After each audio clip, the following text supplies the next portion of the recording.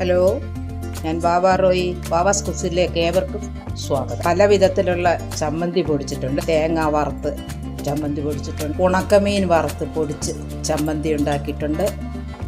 പക്ഷേ ഇന്ന് ഞാൻ അതിലും വെറൈറ്റി ആയിട്ടുള്ള, നിങ്ങൾ ഉണ്ടാക്കിയിട്ടുണ്ടോ എന്ന് എനിക്കറിയില്ല, അതിലും വെറൈറ്റി ആയിട്ടുള്ള നല്ലൊരു ചമ്മന്തിപ്പൊടി ഉണ്ടാക്കിയേക്കുക. ഇതെന്താണെന്നും എങ്ങനെ ഉണ്ടാക്കിയെന്നും നമുക്കൊന്ന് നോക്കാം. ഒരു 1/2 കിലോ മട്ടൺ, എല്ലില്ലാത്തതാണ്. ഇത് നമ്മൾ ഫ്രഷ് ടു ഹോം വാങ്ങിച്ച പാക്കറ്റ്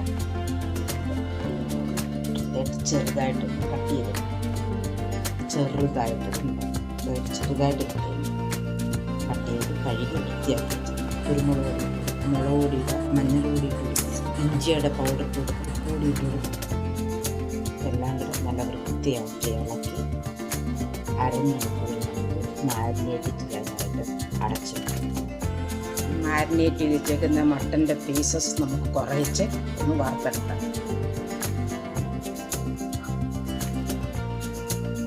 ഈ മട്ടൺ പീസസ് മൂത്തിട്ട് നമുക്കിങ്ങനെ കോരിയെടുക്കാം. ഇനി ആ ഓയിലിൽ തന്നെ കുറച്ച് വറ്റൻ മുളക് വറുത്തെടുക്കാം. മുളക് മൂത്തും അതിങ്ങനെ കോരിയെടുക്കാം. അതിനകത്തോട്ട് തന്നെ കുറച്ച് കുരുമുളക് ആ കുരുമുളകും മൂത്തും അതിങ്ങനെ കോരിയെടുക്കും. ഇനി അതിനകത്തോട്ട് ചുവന്നുള്ളി, വെളുത്തുള്ളി, കറിവേപ്പില ഇതൊന്ന് വറുത്തെടുക്കാം. മിക്സിയുടെ ജാറിലോട്ട് നമ്മൾ വറുത്ത് വെച്ച വറ്റൽ മുളകും കുരുമുളകും ഇടാം. ഒരു ചെറിയ പീസ് വാളംപുളി ഇടാം, അല്പം കൂടിയിട്ടെടുക്കാം. ഇതാദ്യം നമുക്കൊന്ന് പൊടിച്ചെടുക്കാം. ഉള്ളിയൊക്കെ മൂത്തു അതും ഇനി പൊടിയെടുക്കാം. മുളകും കുരുമുളകും കൂടെ നമ്മൾ പൊടിച്ചല്ലോ, അത് ചട്ടിയിലോട്ടിടാം.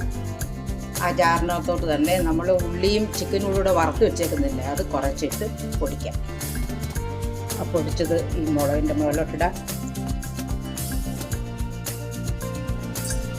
ഇനി ഇതെല്ലാം കൂടെ നല്ല വൃത്തിയായിട്ട് ഇളക്കി യോജിപ്പിക്കാം. ഇതാ നമ്മുടെ മട്ടൺ ചമ്മന്തിപ്പൊടി റെഡി.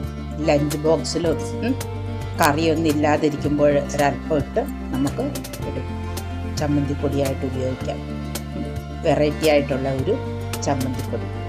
ഇഷ്ടപ്പെടുവാണെങ്കിൽ ലൈക്ക് ചെയ്യാനും ഷെയർ ചെയ്യാനും സബ്സ്ക്രൈബ് ചെയ്യാനും മറക്കരുത്. ഓക്കെ, ഇനി ഇതേപോലെ നല്ലൊരു റെസിപ്പിയുമായി കടന്നു വരുന്നിടം വരെ ഏവർക്കും താങ്ക്സ്.